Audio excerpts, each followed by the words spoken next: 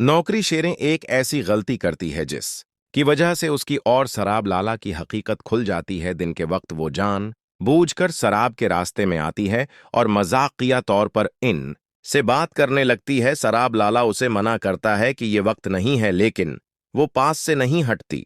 इसी दौर में रबिया उन दोनों को देख लेती हैं। ये देखकर रबिया को बहुत अजीब लगता है।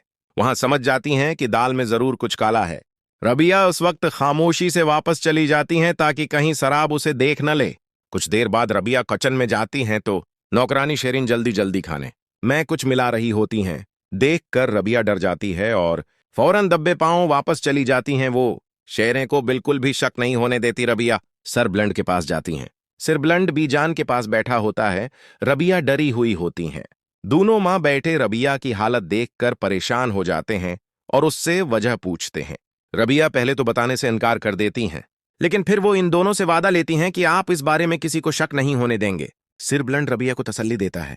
रबिया सिरबलंड और बीजान दोनों को बता देती हैं कि नौकरानी शेरीन ने खाने में कुछ मिलाया है। मुझे उसके इरादे ठीक नहीं लग रहे।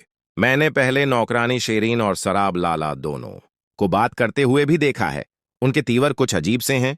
सिरबलंड बात सुनकर कहता है, तुम्हें शायद कोई गलत फहमी हुई है। इसी वक्त रबिया बीजान का हाथ पकड़ती है और कहती है, आप मेरी मां हूं जैसी हैं। मैं आप लोगों के दरमियान कोई गलतफहमी पैदा नहीं करना चाहती। जो देखा है वही आपको बता रही हूं। आप लोगों ने मेरे साथ अच्छा किया, मैं भी अच्छा करूंगी। ये बातें सुनकर दोनों मां बेटे गहरी सोच में चले जाते हैं। अगले ही लम्हे नौकरानी शिरिंग खाना लेकर वहां पहुंचती है। सर बुलंद बहुत चालाकी से काम लेता है।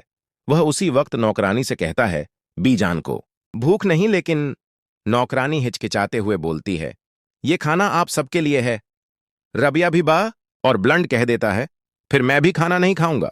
नौकरानी गुस्से से वापस जाती है और फौरन बना सब्र किए शराब लाला तक पहुंचती है, इसे ये बताने के लिए कि उनकी मेहनत पर पानी फिर चुका है।